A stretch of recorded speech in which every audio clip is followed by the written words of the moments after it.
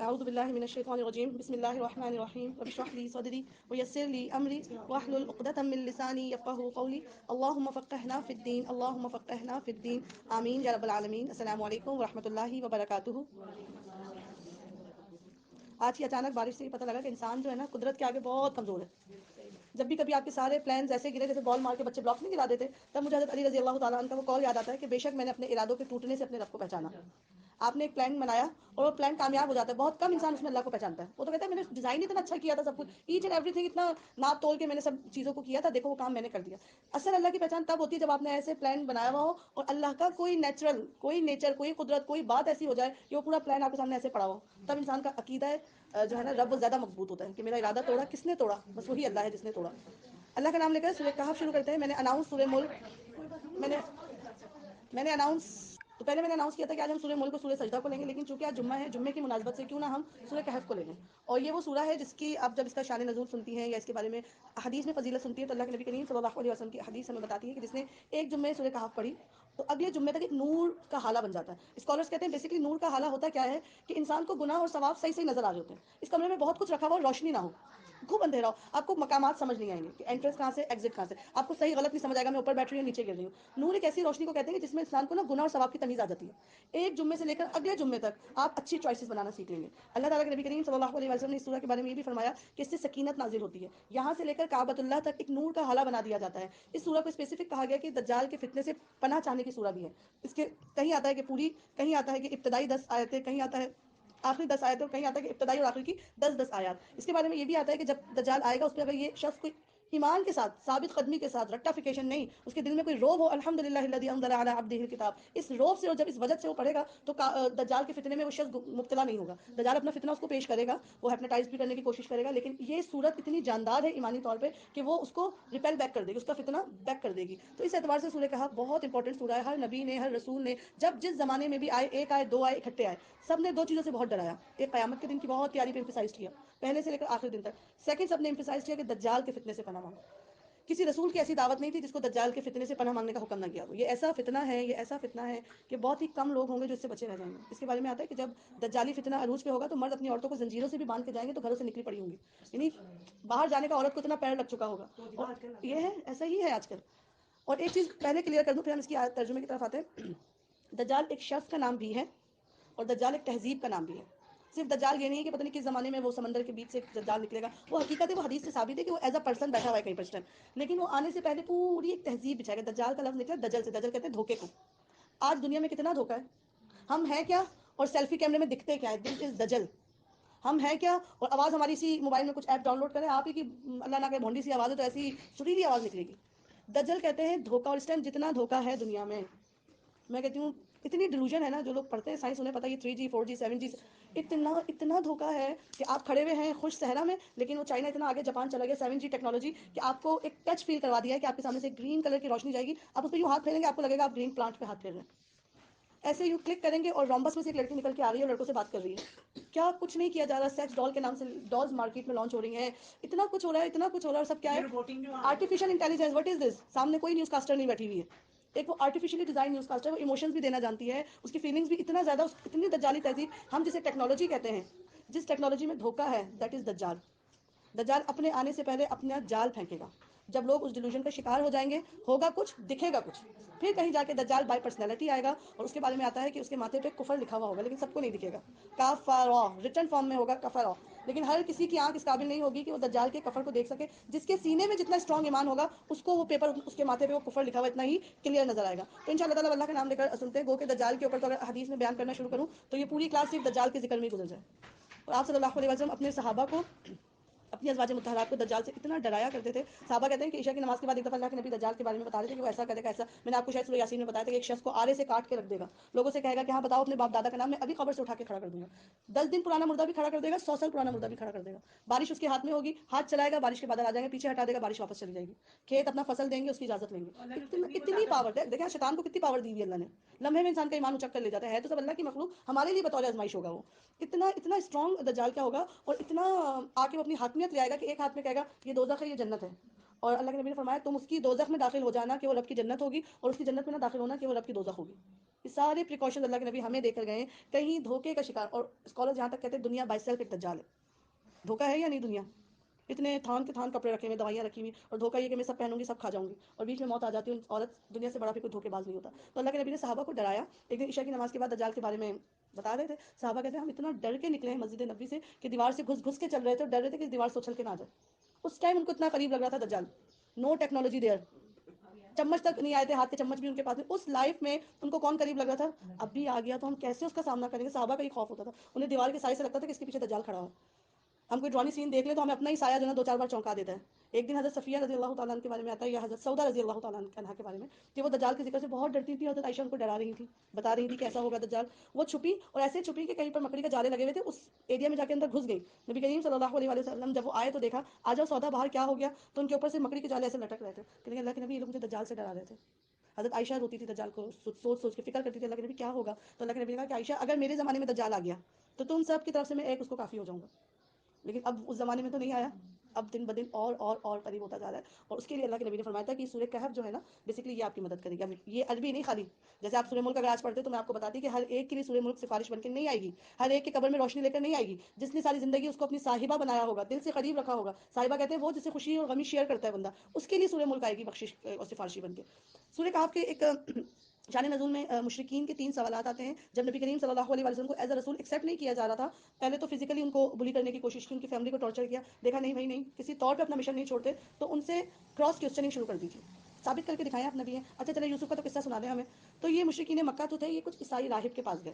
کہنے لگے ہمیں آ کے کوئی شخص کہتا ہے کہ وہ رسول اللہ ہے اور اس پہ اللہ کا کلام اترتا ہے، آپ ہمیں بتائیں اس کو کیسے جج کریں.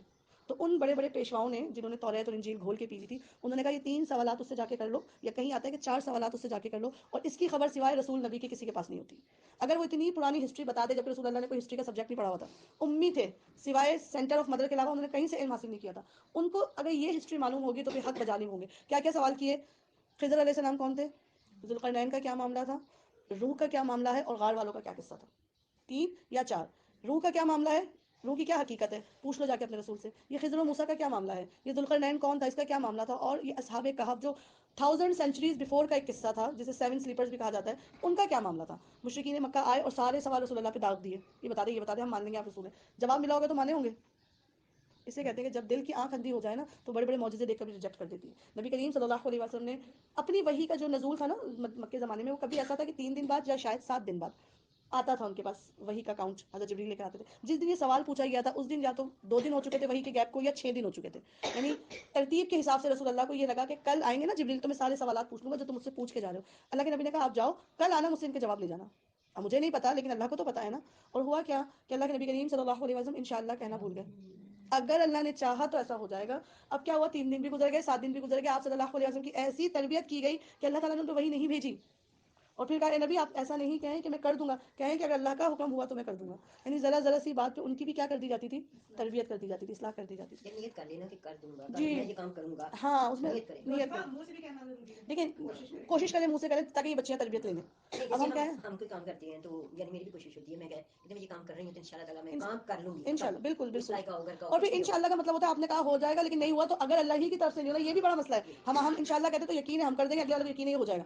انشاءاللہ اگر چاہا اللہ نے، دیٹ مینس وہ نہیں ہوا تو اللہ نے نہیں چاہا تو اللہ کی اس چاہ میں بھی تو راضی ہو جائے نا. تو اللہ جی اللہ کے نبی نے پھر اس ایک سورہ میں 3 سوالوں کے جواب دیے. ذوالقرنین کا قصہ، غار والوں کا قصہ، اور خضر و موسیٰ کا پورا آپ کو ڈیٹیل سے قصہ ملے گا. ایک سوال جو تھا کہ روح کے بارے میں کیا حکم ہے، تو اس کا جواب اس سے پچھلی سورہ جو بنی اسرائیل ہے اس میں آتا ہے کہ اللہ کے نبی نے کہا تھا کہ روح کا اصل علم اللہ کے پاس ہے. کسی بھی رسول کو روح کے بارے میں زیادہ نہیں بتایا گیا. اور آج بھی سائنس کہاں سے کہاں پہنچ گئی لیکن وہ روح کو ڈسکرائب نہیں کر سکی. روح کا ویٹ نہیں بتا سکی. وہ سائنس اتنی ہیلدی سائنس ہے آج کی، وہ پیپر کا ویٹ بھی بتا دیتی ہے، سادہ پلین پیپر، اس پہ آپ گریفائٹ کا ایک ڈاٹ لگا دیں، ایک پینسل ڈاٹ لگائیں، وہ پینسل ڈاٹ کا ویٹ بھی بتا دے گی. نہیں کیا روحیں پھر اترتی ہیں یا آتی ہیں؟ روح کے بارے میں اللہ کے نبی کریم صلی اللہ علیہ وسلم نے فرمایا کہ ہمیں بھی زیادہ، روح اللہ کا امر ہے، حکم ربی ہے، کب تک رہتا ہے. اچھا اس کے بارے میں گو کہ ہماری اس کا کچھ حصہ رہ جائے گا لیکن لے لیجیے کیونکہ ابھی ریسنٹلی شب برات گزری ہے، کافی کانسیپٹس ہمارے معاشرے میں نا انڈیا سے جنریٹ ہوئے ہیں. روح کا بیک چینل نہیں ہے، روح کا فارورڈ چینل ہے. نکلتی ہے جب جسم سے تو زمین میں کسی کنارے پہ اس کو ٹھہرایا نہیں جا سکتا. مطلب ایک چیز کی اسپیس ہی نہیں ہے یہاں پر. یہ جو آپ کے لیے دنیا بنائی گئی نا، یہ آپ کے فزیکل جسد کو لینے کے لیے بنائی گئی. اندر جو حکم ربی رہ رہی ہے نا، جو میرا اصل ہے، اس کے لیے اللہ تعالیٰ نے الگ مقامات بنائے. ہمیں جھولا لگا دیتے، بتا دیتے 13 سال تک کے بچے کا، اب 30 سال کی انٹی نہیں آئیں گی اور نہ 9 سال کا بچہ آئے گا اس کے اندر. تو اسی طرح سے اللہ کے بھی کچھ جنکشن ہیں. روح کے بارے میں آتا ہے اسلام میں بدروحی کا کوئی کانسیپٹ نہیں کہ جو گندی روح ہوتی ہے وہ واپس آ جاتی ہے اور ستاتی ہے اور قاتل کو ڈھونڈتی ہے. یہ سب ہارر، بس ایویں ڈرانے کے لیے باتیں. روح اچھی ہے یا بری ہے، 2 مقامات ہیں قرآن سے ثابت ہیں، علیین، سجین. علیین میں روحیں جمع کر دی جاتی ہیں جتنی نیک گزری ہوتی ہیں، جتنی نیک، یعنی کہ بہت ہی واسٹ جگہ ہے، وہاں ان کو ٹھہرا دیا جاتا ہے، وہ ان کا ویٹنگ کاؤنٹر ہے باقاعدہ. وہاں علیین کی روحیں آپس میں باتیں کرتی ہیں، ان کو ان کی جنت دکھائی جاتی ہے. ایٹ اے ٹائم روح علیین میں بھی شامل ہوتی ہے، ادھر بھی بیٹھی ہوئی گارڈن میں، اور قبر کے اندر، جسم کے اندر بھی موجود ہوتی ہے، ہوا لے رہی ہوتی ہے. آپ کو پتہ ہے جنت، اللہ کے نبی نے فرمایا قبر یا تو جنت کے باغوں میں سے ایک باغ ہے یا جہنم کے گڑھوں میں سے ایک گڑھا ہے. بہت لوگ حیران ہوتے ہیں ایسا کیسے، روح اوپر بھی ہے اور روح نیچے بھی ہے. تو آج جواب دیا جاتا ہے کہ آپ مجھ سے بات کر رہی ہیں، میری آواز یہاں پر بھی ہے اور اس کی وجہ سے لاہور میں بھی سنی جائے گی. تو اس کا کیا مطلب ہے؟ پاسبل نہیں ہے. میں یہاں پر بھی آپ کو دکھ رہی ہوں، ابھی ایک ٹی وی کے تھرو آ جاؤ اسکرین پہ تو میں وہاں پر بھی آپ کو دکھنے لگوں گی. تو خواب میں عجیب جی. بات ہے. علیین اور سجین، جو نیک روحیں ہیں وہ نیک روحوں کے اس میں جمع کر دی جاتی ہے. وہ جگہ اتنی خوش منظر ہے کہ وہ دنیا میں پلٹنا ہی نہیں چاہتے، وہ راضی ہو چکے اپنے انجام. جو گناہ گار ہیں ان کو ایک قید خانے میں بند کر دیا جسے سجین کہتے ہیں. سجین کا لفظ بنا سین جیم نون، سجن. سجن کہتے ہیں جیل کو. وہ وہاں پر بند کر دیے گئے. وہ اتنے وہاں پھنس گئے ہیں بری طرح سے کہ وہ چاہ کے بھی واپس نہیں پلٹ سکتے. اب جو بات آتی ہے کہ ہم جو خواب میں دیکھتے ہیں، جی، روحیں زمین پر واپس باؤنس بیک نہیں کر سکتی. ان کے لیے یہ جگہ بیریبل نہیں ہے، یہاں وہ بیریبل ہی نہیں کر سکتی. بیسکلی اس کا جواب جب مجھے ملا تھا میں بہت سیٹسفائی ہوئی تھی، اور اس لیے روز صبح پڑھتی ہوں ربی زدنی علما. اللہ آج کا دن اور صاحب علم بنا دیجیے ہمیں اور آپ کو. ہم جب سوتے ہیں، قرآن کی ہی دلیل دے رہی ہوں، ہم جب سوتے ہیں ہمارے جسموں سے ہماری روح نکال دی جاتی ہے، پتہ ہے نا.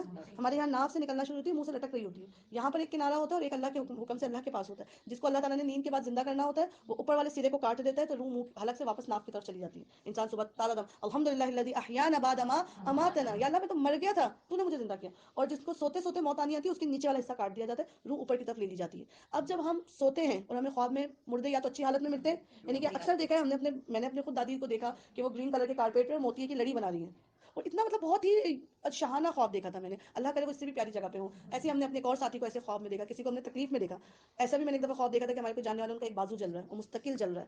تو آپ کو ہوتا کیا ہے کہ ہماری جو روحیں جب آسمانوں کی طرف شفٹ کرتی ہیں تو ہمیں علیین اور سجین کے پاس سے گزارا جاتا ہے. اس میں سم ٹائم ہم اپنے رشتہ داروں کو دیکھ لیتے ہیں. بات سمجھ آئی؟ ان کی روحیں زمین پر نہیں آتی حلوے ٹیسٹ کرنے. یعنی میری سازیں کبھی مجھے نظر آئی جی. دن پہلے، تو بس ایسے ہی بیٹھی ہوئی تھی، کوئی اشارہ ہی ہوا بس نظر آئی کبھی آپ کی روح نے ان کو دور سے دیکھا ہے. ہوں. میرے اپنے ایک جاننے والے ہیں، ان کے صرف اس لیے بتا رہی ہوں تاکہ آپ کے کانسیپٹس کلیئر ہو جائیں. انہوں نے خواب میں دیکھا تھا کہ ان کا بھائی جو ہے نا، میں شاید پہلے بھی بتایا ہوگا، جو جنید نام کا لڑکا میں بتا رہی تھی، ہارٹ اٹیک سے اس کی ڈیتھ ہوئی تھی. اور ان کی ایک ہی سسٹر تھی 3 بھائیوں کی، بہت ہی لاڈلی. جب اس لڑکے کی ڈیتھ ہوئی تو وہ کافی دن تک خواب میں آتا رہا اور آ کے یہ کہتا تھا اپنی سسٹر کے باہر کھڑے ہو کے کہ مریم ماما سے کہو ماموں کو پانی پلا دیں، مریم ماما سے کہو ماموں کو پانی پلا دیں. پھر میں جب تک پانی لے کر آنے کی کوشش کرتی تھی وہ غائب ہو جاتا تھا خواب میں نا. کافی دفعہ انہوں نے پھر کسی نے سے انہوں نے پوچھا کہ مجھے ایسا خواب آتا ہے کہ وہ بہت تکلیف میں ہے، اور مجھ سے آ کے کہتا ہے مریم تمہاری مما ہی مجھے پانی پلائیں گی، ان سے کہو مجھے پانی پلا دیں. پھر میں نے بہت اس کے نام پہ صدقہ کیا، خیرات میرا خواب آنا ہی نہیں بند ہوا. تو انہوں نے کہا کہ کیا اس کے اوپر کسی کا قرضہ نکلتا ہے؟ تو انہوں نے ڈر ڈر کے بتایا صرف قرضہ نہیں، میرے بھائی پہ سود چڑھ گیا تھا. ینگ لڑکا 24 سال کا، باہر جانے کے لیے انٹرسٹ لے کر بیٹھ گیا تھا وہ بیچارہ، اور شاید اسی کے اسٹریس میں اللہ کے حکم سے اس کی جب موت آئی. تو ان کی میرے پاس کال آئی تھی، اللہ نے مجھے ایک ذریعہ بنایا تھا میری سانس کو. انہوں نے رو رو کے کہا تھا کہ دیوا کسی طرح سے ایک چھوٹی سی BC ارینج کرو، مجھے پہلی دے دو کہ میں جو ہے نا جنید کی پیاس بجھا دوں. اور الحمدللہ جب ہم نے ان کو ہینڈسم اماؤنٹ ارینج کر کے دیا BC کی مد میں، اس کے بعد ان کو خواب نہیں آیا. چیز کا مطلب یہ ہے کہ جی جو نظر آتے ہیں ان جی. کا اگر قرضہ وہ ہوتا ہے یا جی، کوئی وجہ ہوتی ہے. آپ کو پتہ ہے قرضہ تو شہید کا بھی معاف نہیں ہوتا. یہ کسی میت پہ اللہ کا کرم ہو جاتا ہے کہ گھر والوں تک یہ بات کسی اشارے سے پہنچا دی جائے. قرضہ کسی کا معاف نہیں ہوتا ہے، قرضہ یا اور وجہ اور کوئی وجہ. تو اس میں ایسا نہیں کیجیے کہ ہر خواب کو سمجھیں کہ میں اوپر سے مل کے آ رہی ہوں. میجورٹی خواب جو ہوتے ہیں نا وہ ہماری کھوپڑی کے پیچھے سے آتے ہیں. جو کچھ یہاں چل رہا ہوتا ہے جس سے سچی میں نہیں لڑ سکتے، اس سے خواب میں لڑ کے بیٹھ جاتے ہیں. اب کل جا کے لڑیں گے نہیں کہ خواب دکھا تھا میں نے تم سے لڑائی کرنی ہے. تو جو ہم سوچتے ہیں دن بھر وہ ہماری خواب کی ریفلیکشن ہوتی ہے. ٹھیک ہے جی. بسم اللہ الرحمن الرحیم. اب اللہ کا نام لے کر اس کے ترجمے کے ساتھ شروع کرتے ہیں. اب یہ ہے کہ مجھے ترجمہ پڑھانا آسان ہو جائے گا، بہت ساری چیزیں پہلے ڈسکس کر چکے ہیں. بسم اللہ الرحمن الرحیم. الحمد لله الذي أنزل على عبده الكتاب ولم يجعل له عوجا قيما لينذر بأسا شديدا من لدنه ويبشر المؤمنين الذين يعملون الصالحات أن لهم أجرا حسنا ماكثين فيه أبدا وينذر الذين قالوا اتخذ الله ولدا ما لهم به من علم ولا لآبائهم كبرت كلمة تخرج من أفواههم إن يقولون إلا كذبا فلعلك باخع نفسك على آثارهم إن لم يؤمنوا بهذا الحديث أسفا إنا جعلنا ما على الأرض زينة لها لنبلوهم أيهم أحسن عملا وإن لجاعلون ما عليها صعيدا جرزا أم حسبت أن أصحاب الكهف والرقيم كانوا من آياتنا عجبا إذ أوى الفتية إلى الكهف فقالوا ربنا آتنا من لدنك رحمة وهيئ لنا من أمرنا رشدا فضربنا على آذانهم في الكهف سنين عددا ثم بعثناهم لنعلم أي الحزبين أحسن ما لبثوا أمدا. صدق اللہ العظیم. بسم اللہ الرحمن الرحیم. تعریف اللہ ہی کے لیے ہے، وہی الحمدللہ جو ہماری سورہ فاتحہ میں شروع ہوتا ہے. الحمدللہ آپ جس سورہ کو بھی پڑھ رہے ہیں یہ قرآن کا تقریباً مڈ آ گیا ہے، 15واں پارہ ہمارا چل رہا ہے، یعنی کہ قرآن کی ابتدا بھی الحمدللہ سے ہوئی ہے، قرآن کی انتہا بھی مڈ بھی کس پہ ہو رہا ہے؟ الحمدللہ پہ ہو رہا ہے۔ تعریف اللہ ہی کے لیے جس نے اپنے بندے پہ یہ کتاب نازل کی اور اس میں کوئی ٹیڑھ نہیں رکھی، ولم یجعل لہ عوجا، قرآن کے کسی حکم میں کوئی ٹیڑھ نہیں ہے۔ اگر مجھ سے وہ قرآن کا حکم ڈائجسٹ نہیں ہو رہا تو ٹیڑھ کس میں ہے؟ ایک انسان اگر بھینگا ہوتا ہے اور اللہ کے حکم سے اس کا فوکل پوائنٹ ڈسٹرب ہوتا ہے، اسے دیوار ٹیڑھی لگنے کا مطلب یہ تو نہیں کہ دیوار ٹیڑھی ہے، یا آپ نے اپنے چشمے کی جگہ کسی اور کا چشمہ پہن لیا اور ہر کوئی آپ کو ایسے ڈوئل چہرے پہ لگے گا، تو ایگزیکٹلی ایسا تو نہیں کس کی آنکھ میں خرابی ہے؟ میری آنکھ میں خرابی ہے۔ تو آج کتنے لوگ جو ہیں وہ اسلام کی باتوں پہ جو ہے نا زبانیں چھاٹتے ہیں اور کہتے ہیں یہ بات ہمیں سمجھ نہیں آ رہی، یہ چیز ہمیں نہیں سمجھ آ رہی، یہ غلط بات آ گئی، نعوذ باللہ۔ غلطی اللہ کی طرف سے نہیں، غلطی آپ کے اور میرے سمجھنے میں ہو سکتی ہے۔ اللہ نے کہہ دیا ولم یجعل لہ عوجا، کوئی ٹیڑھ اس دین میں موجود نہیں ہے۔ اللہ کے نبی کی حدیث ہے کہ میں تمہیں دین کی اس شاہراہ پہ چھوڑ کے جا رہا ہوں جس کی راتیں بھی اس کے دن کی طرح بالکل روشن اور واضح ہیں، کوئی مبہم بات اسلام میں نہیں ہے، ٹھیک ٹھیک سیدھی بات کہہ دینے والی کتاب، تاکہ وہ لوگوں کو خدا کے سخت عذاب سے خبردار کر دے اور ایمان لا کر نیک عمل کرنے والوں کو خوشخبری دے دے۔ یہ کتاب دو مقاصد کے لیے آئی ہے، اس کے مطابق عمل کر لو تو جنت کی بشارتیں سن لو، اس کے خلاف عمل کر لو تو پھر اللہ کے عذاب کی خوشخبری سن لو، جس میں وہ ان کے لیے اچھا اجر ہے، جس میں وہ ہمیشہ رہیں گے۔ ان لوگوں کو ڈرا دے جو کہتے ہیں کہ اللہ نے کسی کو بیٹا بنایا۔ اللہ اکبر کبیرہ، بسم اللہ الرحمن الرحیم، قل هو اللہ احد اللہ الصمد لم یلد ولم یولد ولم یکن له کفوا احد۔ اللہ کو کسی بات پہ اتنا غصہ نہیں آتا جتنا کوئی اللہ کی فیملی ڈیزائن کرتا ہے، اس اتنا بات ہے۔ دنیا میں اگر کسی جوڑے کو بے اولاد کہہ دینا تو اس کو اپنے انسلٹ فیل کرتے ہیں، اور اللہ ایسا شان رحیمی ہے کہ اس کو کہہ دو کہ تیری اولاد ہے نعوذ باللہ تو اس کو غصہ آ جاتا ہے۔ اولاد انسان کو چاہیے نسل بچانے کے لیے، اولاد انسان کو چاہیے بڑھاپے کا سہارا بننے کے لیے۔ اللہ نہ مٹنے والی ہستی ہے اور نہ اللہ کے ساتھ کہیں زوال انٹیکٹ ہے۔ اللہ کو کیوں اولاد چاہیے ہوگی؟ اگر کوئی یہ سوچتا ہے کہ اللہ کی نعوذ باللہ اولاد ہے، دیٹ مینس وہ سوچتا ہے اللہ کی کوئی سمد بھی ہے، کوئی اس کی نعوذ باللہ کوئی اس کی بیوی بھی ہے۔ آپ صلی اللہ علیہ وسلم سے آ کے مشرکین مکہ باقاعدہ کہا کرتے تھے، کہتے تھے ہمارا جو دیوی ہے یا ہمارا جو بھگوان ہے اس کی ایک عاشقہ ہے، ایک اس کی بیوی۔ آج بھی آپ انڈین ڈراموں میں کیا دیکھتے ہیں؟ بیچ میں ایک بھگوان رکھا ہوا ہے، ادھر اس کی بیگم بنائی ہوئی ہے، ادھر اس کی گرل فرینڈ بنائی ہوئی ہے کہ اس سے کرنا چاہتے تھے، ان سے ہو گئی تھی، اور ان تینوں کی پوجا ہوتی ہے۔ پھر آگے سے ان کی پروجنی دکھائی ہوئی، ان کے بچے بھی دکھائے ہوئے ایسے ایسے ایسے۔ اللہ کا لاکھ لاکھ شکر ہے کہ ہم بغیر ڈھونڈے اس دین میں اتارے گئے۔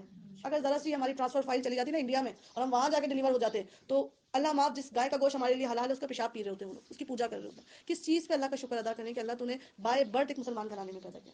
تو اللہ کو اتنا غصہ آتا ہے جب کوئی کہتا ہے کہ نعوذ باللہ میری کرسمس۔ بہت سے لوگ سوال کرتے ہیں کیا کہہ سکتے ہیں؟ کیوں کہہ سکتے ہیں؟ آپ کو بتا چکی ہوں میں جو ریگولر ہیں کہ میری کرسمس کا مطلب ہی یہ ہوتا ہے، حضرت میری جو ہے نا وہ حضرت مریم کو کہتے ہیں۔ جو یہ ہے ٹرنکویلٹی پہ بلیف رکھنے والے ہیں، ان کا عقیدہ ہے، ہمیں کمپیریٹیو اسٹڈیز جب کروائی جاتی ہے تو پڑھایا جاتا ہے کہ ہمارا عقیدہ توحید میں کیسے رہا، ان کا عقیدہ ثلاثت کیسا ہے۔ یہ کہتے ہیں نان مسلمس کرسچنز جو ہیں دے بلیو کہ نعوذ باللہ اللہ ہے، دین ان کی میری ہے مریم، دین ان کی نعوذ باللہ اولاد ہے عیسیٰ علیہ السلام۔ کچھ کہتے ہیں کہ جبریل ہے، اللہ تو ایک ہے، یونیسٹی آف گاڈ پہ بلیو کرتے ہیں، لیکن جبریل کی فیملی ہے، جبریل ہے نعوذ باللہ، جبریل کی میری ہے، مسز ان کی میری ہے، ان کا بچہ عیسیٰ ہے۔ ہمارا ایسی کسی چیز پہ کوئی عقیدہ نہیں، ہمارا عقیدہ مضبوط ہے کہ نہ اللہ کے پیرالل کوئی ہے، اور جب پیرالل نہیں ہے تو نہ اس کی اولاد میں سے کوئی ہے۔ تو اللہ کہہ رہے ہیں کہ اللہ کے کیا منہ سے کہتے ہیں کہ اللہ نے کسی کو بیٹا بنایا؟ اس بات کا نہ انہیں کوئی علم ہے اور نہ ان کے باپ دادا کو تھا۔ بڑی بات ہے جو ان کے منہ سے نکلتی ہے، وہ محض جھوٹ بکتے ہیں۔ اللہ کا غصہ دیکھ رہے ہیں؟ سوائے شرک کے نا اسلام میں ہر گناہ کے لیے اللہ نے معافی رکھی ہے۔ شرک اگر توبہ نہ مانگی پیورٹی سے اور شرک کے بعد توحید کو نہ پکڑا تو انسان کے سارے اعمال برباد۔ بہت اچھا نمازی تھی، بہت اچھی دیندار عورت تھی، لیکن کہیں نہ کہیں شرک و خرافات و بدعات میں پڑ گئی تھی، اس کی باقی ساری نیکیاں بھی ضائع ہو جانے والی۔ اچھا تو اے نبی صلی اللہ علیہ وآلہ وسلم شاید کہ ان کے پیچھے غم کے مارے اپنی جان کھو دینے والے ہو۔ دیکھو میرے بارے میں کیا کہتے ہیں کہ میرے ساتھ بیٹے منسوخ کرتے تھے، اور آپ قرآن میں پڑھیں گے کہ مشرکین مکہ کہا کرتے تھے کہ اللہ کی بیٹیاں ہیں فرشتے۔ اللہ تعالیٰ نے قرآن میں تبصرہ کیا کہ تمہیں بیٹی کی خبر ملتی ہے تو تمہارے منہ میں کالک آ جاتی ہے، اور میرے ساتھ جوڑتے ہو تو کس کو جوڑتے ہو آپ؟